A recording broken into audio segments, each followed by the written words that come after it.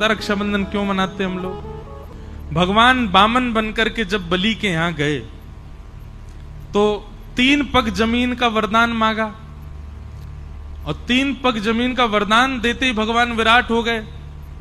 2 पग से तीनों लोक नाप लिए ठाकुर जी ने। तीसरा पग देने के लिए बलि के पास कुछ नहीं बचा तो बलि ने अपना सिर आगे किया कि तीसरा पग यहां रखो। तो ठाकुर जी इतने प्रसन्न हो गए बलि से, बोले वरदान मांगो, क्या चाहिए? तो बलि ने माना जो मांगूंगा सो दोगे? बोले हाँ देंगे। बोले मैं जब जब अपने महल में अंदर जाऊं और जब जब महल से बाहर आऊं तब तब आप मुझको दिखो प्रत्यक्ष। भगवान बोले इनडायरेक्ट वे में बोल रहे हो, सीधे सीधे बोल दो कि द्वारपाल बन जाओ मेरे। अब तुम महल में कब जाओगे कब आओगे मुझे क्या पता? द्वारपाल खड़ा रहे, उसी को पता रहता कब आ जा रहे हो जा रहे हो। बलि बोला यही समझ लीजिए। तो भगवान द्वारपाल बन गए बलि के। अब जब बलि के द्वारपाल ठाकुर जी बने, लक्ष्मी जी को बहुत विरह हो गया।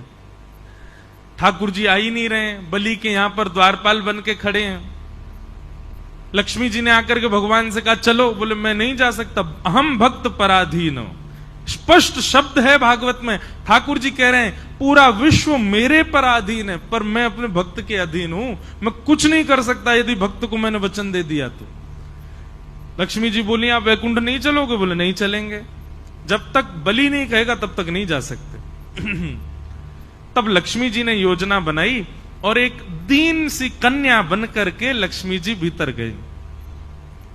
राजा बलि के पास पहुंची तो बलि ने कहा आइए क्या सेवा करूं?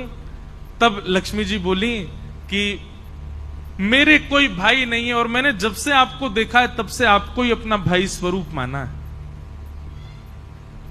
बलि बड़ा प्रसन्न हुआ, बोले आप भाई मानती हैं तो बहुत अच्छी बात है। लक्ष्मी जी बोली लेकिन ये संबंध हमेशा के लिए हो जाए इसके लिए कुछ क्रिया होनी चाहिए। तो बोले क्या? बोले मेरी रक्षा की जिम्मेवारी आप लो, आपकी रक्षा की जिम्मेवारी मैं लूं, दोनों बहन भाई की रक्षा की जिम्मेवारी बहन भाई ले में, तब मानेंगे कि संबंध हमारा सुदृढ़ होगा।